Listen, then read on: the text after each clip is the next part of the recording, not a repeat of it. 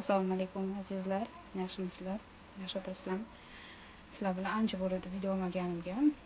Bu videoning bugungi parhezli, ya'ni parhez qilayotgan odamlarning bemalol iste'mol qilsa bo'ladi. Kabachkidan noodatiy issiq ovqat o'rnida ham bemalol ketadigan taom tayyorlab beraman. Menga kabachki, tuxum, sut kerak bo'ladi. Qizil bolg'or, bu svetofor bolgarskiylar agar bo'lsa qo'shinglar, bo'lmasa shart emas. Bu video uchun, chiroyli ko'rinish uchun qo'shiladi. Ham ta'mi ham boshqacha bo'ladi va maydalab to'g'ralgan oxiri pashlich kerak bo'ladi. Endi ishimizni boshlaymiz. Bismillah. Boshlaymiz. Birinchi bo'lib kabachkimizni katta to'rtdan chiqarib olamiz, ya'ni qirilishdan. Yaxshilab chiqarib olamiz. Men orada bolgarskiyni ham to'g'rab oldim. Bunaqa ozgina 3 dan bir qismini va kabachkini ham chiqarib oldim. Endi hammasini qo'shamiz. Ya'ni aralashtiramiz. Bizga 1 stakan sut ham kerak bo'ladi. Qo'shamiz. Va tuxum chaqamiz. Men tuxumni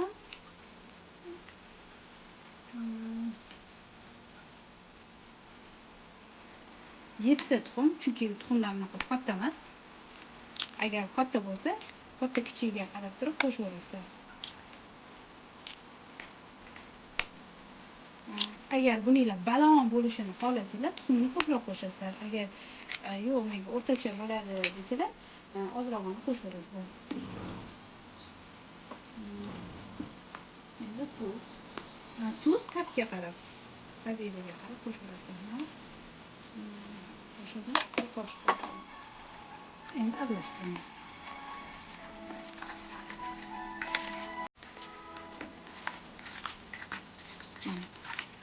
Endi bunga nima yetishmayapti? Albatta ko'katlar. Men ukrop va kashnichlar shunaqa idishlar, konteynerlarga solib, to'g'rab qo'yaman.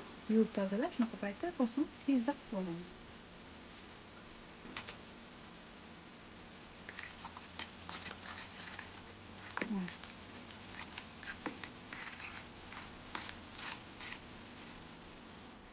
Qolipimizga qog'oz, ya'ni qog'ozamiz, bu qog'oz esiroq qog'oz ishlatsanglar ham bo'ladi, keyin tashlab yuboriladi.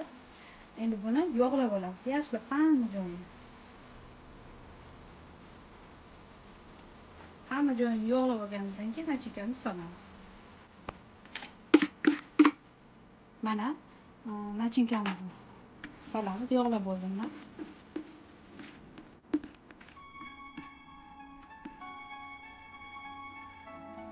Hamma joyini tozalab olganimizdan keyin endi nimamizni tekislaymiz. Ya'ni tekishlab, qaysida joyda qiynab bo'lib, qaysida joyda sovuq bo'lib, shunaqalarni to'g'rilab olamiz. Bunga un qo'shilmaydi. Shunaqa va buni 200 gradusda usti va tagiga qizarguncha pishirib olamiz.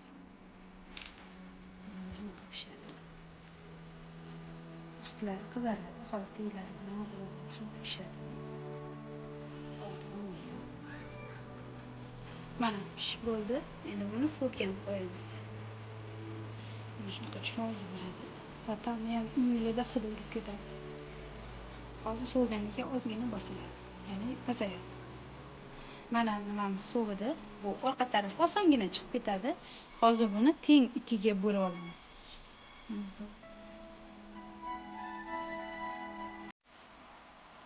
Mana kesib olganimizdan keyin ichiga ozgina yupqa qilib mayonez suramiz. Mayonez xohlasanglar uydagi damashni qilsanglar bo'ladi, xohlasanglar foizi kam smetana qilsanglar ham bo'ladi. Shuna qilib hamma joyga bir tekisda qilib suramiz. Ko'p emas, ozgina. Xohlasanglar, menga o'xshab rulet shaklida qilib o'rab olsanglar ham bo'ladi. Agar yo'q desanglar, bunaqa xohlamasanglar, mana bunaqa qilib ustiga qilib kiydiriladi. Va shu shaklda to'rtburchak qilib kesib olamiz.